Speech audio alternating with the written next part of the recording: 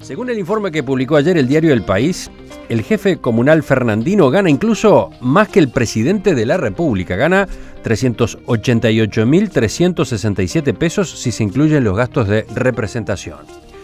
Para fijar los salarios de los intendentes no hay un criterio común en todo el país. Cada junta departamental decide cuánto ganará el jefe del Ejecutivo que ejercerá en la legislatura siguiente. ¿Vieron, supongo, este artículo? ¿Vieron esas cifras, el cuadro? ¿Y, sí. Carlos? Bien, de nuevo, creo que hay dos miradas interesantes para el asunto. La primera es la normativa, que es exacto lo que tú decías, Emiliano. El artículo 295 de la Constitución determina que los intendentes perciben una remuneración que les fija la Junta, que a mi juicio no es algo que deba llamar la atención para quien conoce la evolución de las relaciones de los gobiernos departamentales con el Estado en la Constitución uruguaya. Es una relación de idas y venidas en cuanto a la autonomía financiera, llegando a un esquema de bastante autonomía, como tienen hoy los gobiernos departamentales, para fijar su presupuesto, más allá de las transferencias que hace el gobierno central. Y dicho esto, no parece extraño que un intendente que tiene un presupuesto más abultado, porque tiene más ingresos, su intendencia o gobierno departamental, pueda tener un ingreso personal más alto, también en función de la complejidad de sus funciones, de sus actividades. Esa es una mirada, pero también... fíjate la diferencia, ¿no? En Maldonado el intendente gana 388.367 por todo concepto. En Río Negro, 140.000, ¿no? Y además, Río Negro no es la tercera parte, muchos ingresos también, no es la tercera parte, pero anda cerca. Y además, Emiliano, otro dato, el intendente de Florida es el segundo mejor pago y no se puede decir que sea la segunda intendencia que maneja más recursos, con mayor complejidad. O sea, el intendente de Florida está en 253.779. Recordemos que el que gana la intendencia también controla la Junta Departamental por el régimen constitucional electoral que tienen los gobiernos departamentales. Entonces eso también puede generar este tipo de distorsiones. Sí, pero ojo, no, el sueldo se fija en la legislatura anterior. ¿No? Antes de que asuma el intendente. Normalmente hubo cierta continuidad, salvo excepciones, pero es verdad, es correcta tu precisión, por supuesto. Pero hay una segunda mirada que es, más allá de la discusión de si está bien o si hay que fijar, o sea, quitar la autonomía al final del día a las intendencias, a los gobiernos departamentales para que fijen esta remuneración y dar ciertos parámetros objetivos o poner topes como se ha hecho con los ministros, o sea, determinar ese tipo de regulaciones que van a contrapelo de la autonomía de los gobiernos departamentales. También está la otra discusión que para mí es muy rica y es filosófica de cuánto pesa hoy en el electorado saber cuánto gana el gobernante y la tendencia de muchos, que creo que Mujica ha sido pionero, de reducirse sus salarios. Es el caso de Evo Morales también. Muy recientemente la noticia del momento fue Manuela Carmena, recientemente electa en Madrid, yendo en metro, diciendo de inmediato que iba a reducir su ingreso.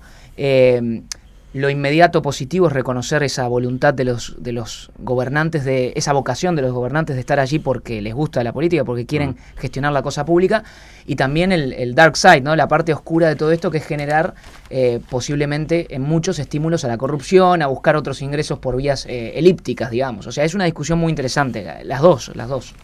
Agregó otro ejemplo, el ex intendente de Maldonado, Oscar de los Santos, guardó religiosamente buena parte de su sueldo y con eso se construyó un local universitario en Maldonado, digamos. El ahorro que se generó no es para nada despreciable.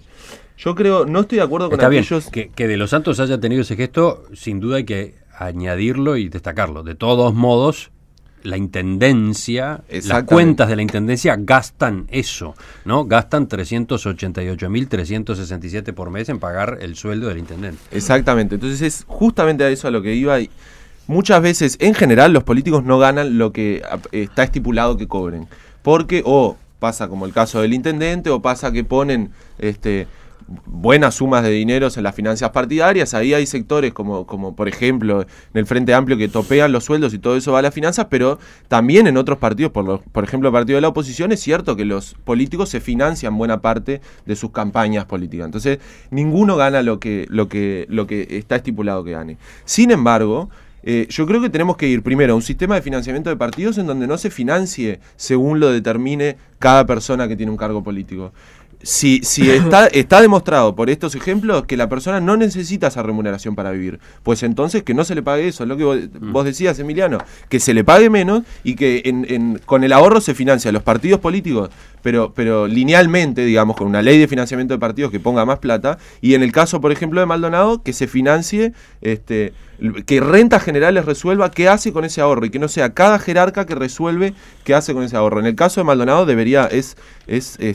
a mí me parece que además debería darnos vergüenza que el sistema político tenga unos sueldos tan distintos a los sueldos de la mayoría de la población. Yo no digo que tienen que ganar 2 pesos, no digo que hay que pauperizarlos, pero lo que digo es que no puede haber tan poca relación entre los sueldos del sistema político y los sueldos de la mayoría y bueno, de la gente. Hay una diferencia que choca, que es la del sueldo del intendente Maldonado con el sueldo del intendente de Montevideo. Dijimos, el de Maldonado 388.000, el de Montevideo 222.000. Casi la mitad. Y de vuelta es una discusión de buena administración pública, a mi juicio. O sea, para esto hay ríos de tinta escritos sobre cómo debe remunerarse un jerarca en función de sus riesgos, de su función, de sus actividades, de la relación con la población, de que no sea proclive a la corrupción. Hay muchos aspectos a contemplar. Obviamente el sistema del artículo 295 es arcaico. Yo creo que esto tiene... a ver, cada junta vota lo que vota, todos estamos de acuerdo en que hay ingresos que son desmesurados para las posibilidades del departamento, en fin, ingresos de intendentes que son desmesurados. Ahora, yo lo que veo es que todo el Estado uruguayo, esto se conecta un poco con el tema anterior, todo el Estado uruguayo tiene una estructura de salarios absolutamente arbitraria. Si uno quisiera pensar en un sistema para desmotivar a la gente a trabajar, basta ver el modelo de cómo se acuerdan los sueldos en el Estado uruguayo.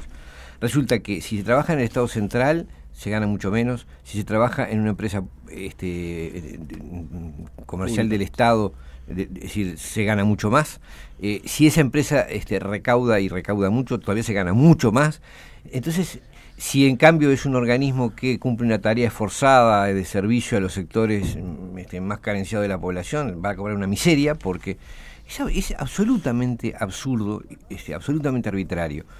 Después, la gran parte de los ingresos del Estado se arman con partidas especiales dadas arbitrariamente, ¿no? Donde se viene el jerarca de turno y le asigna hora, compensación por no sé qué, por rendimiento, por productividad, por presentismo, lo que se quiera. Entonces termina siendo un sistema absolutamente arbitrario y desmotivante de la gente.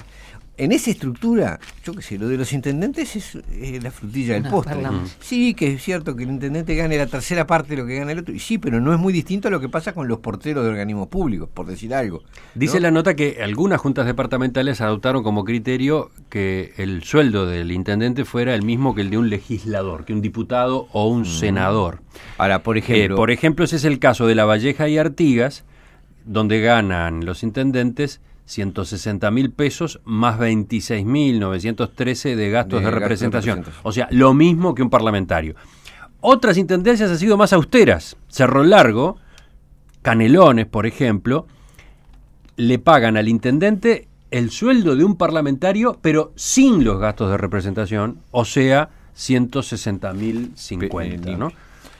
Felipe. Yo creo que Oenir dio en el clavo realmente. Esto es la punta del iceberg de una inequidad que existe en el Estado uruguayo, en donde esa máxima de igual función, igual retribución no se cumple. Y no solo ocurre en las intendencias, en donde independientemente de la autonomía, los funcionarios municipales ganan distinto en los diferentes departamentos. Los ediles tienen partidas diferenciales, no tiene la misma partida un edil de Montevideo que un edil de Flores.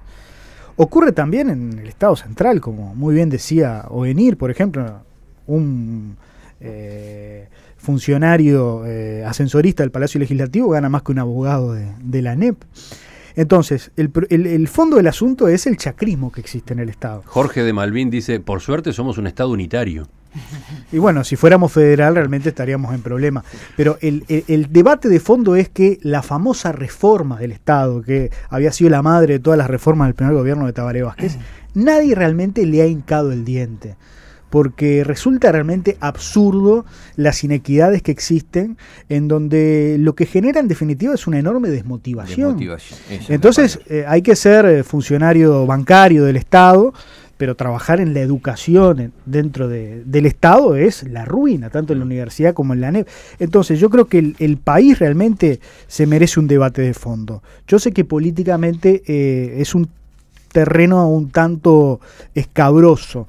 Los políticos y los gobiernos no le han hincado el diente al tema, hay muchos intereses atrás de ello. Naturalmente que los funcionarios públicos de aquellos organismos que tienen una buena retribución van a defender sus salarios. Naturalmente que los que tienen una mala retribución están peleando permanentemente para aumentarlos, y hemos estado en todo este tiempo en una especie de empate, en donde no se han tomado decisiones, más allá de algunas pautas interesantes como el ingreso único, Uruguay concursa. Creo que han sido esbozos tímidos de lo que debería ser una profunda reforma, y lo de Martín me parece muy importante. Tenemos que dejar de subsidiar indirectamente a los dirigentes políticos para las campañas del financiamiento de la política, porque en definitiva esos sueldos son un subsidio indirecto, porque ningún intendente utiliza esos dineros para su vida, sino que, y tampoco con los legisladores, o sea, las partidas que cobran los legisladores, todos sabemos tiene derecho a saber claramente lo que gasta el Estado, a dónde va, ¿no? Y no que eso dependa del funcionario o del jerarca que gana tal plata y resuelve por sí mismo, bueno, voy a poner tal porcentaje en un partido o tal porcentaje en una institución, porque yendo al caso del intendente de Los Santos, es muy loable que haya donado buena parte de su sueldo a la Universidad de la República, pero la gente de Maldonado, la gente que paga los impuestos, ¿quería eso? ¿Quería que esa plata fuera a ese lugar? ¿No habría otras derivaciones posibles de ese dinero, no? Sin embargo, lo resuelve la persona que recibe el dinero, que recibe el sueldo. Ahí yo creo que esa discusión entra por lo excesivo del sueldo. Claro, porque, digamos, después si uno tiene un sueldo normal y lo gasta como quiere, ¿no? Por ejemplo, si Mujica hubiera tenido un sueldo, claro, y después lo dona a la institución que quiere, ahí no hay problema. En realidad el problema es cuando tiene este tipo de sueldos y cuando se financian indirectamente otras cosas. Ahí hay otro problema más para complicar. Yo creo que lo que decía Venir es muy cierto. Pensemos en un director nacional que muchas veces tiene responsabilidades enormes y sigue ganando muy poco. Recién ahora los ministros y subsecretarios, recién ahora, digo, hace pocos años se engancharon con los legisladores, antes ganaban mucho menos y los que eran ministros y habían sido electos legisladores elegían el sueldo del legislador. Pero claro, también tenemos un problema con los enganches, porque la solución ¿cuál sería? Bueno, armo toda una escala única, entonces engancho a todos los que están por debajo en un porcentaje de lo que gana el que está más arriba, y eso, miremos el problema del Poder Judicial, en realidad después genera algunos problemas. Es muy compleja la situación. Lo cierto para mí es que en momento en que estamos diciendo que la economía se va a desacelerar, yo espero un gesto, primero que nada, de la cima del sistema político. No sé cómo se hace legalmente, pero perfectamente los intendentes, los senadores y los diputados se podrían congelar su sueldo que sigan a Manuela, a Manuela Carmena.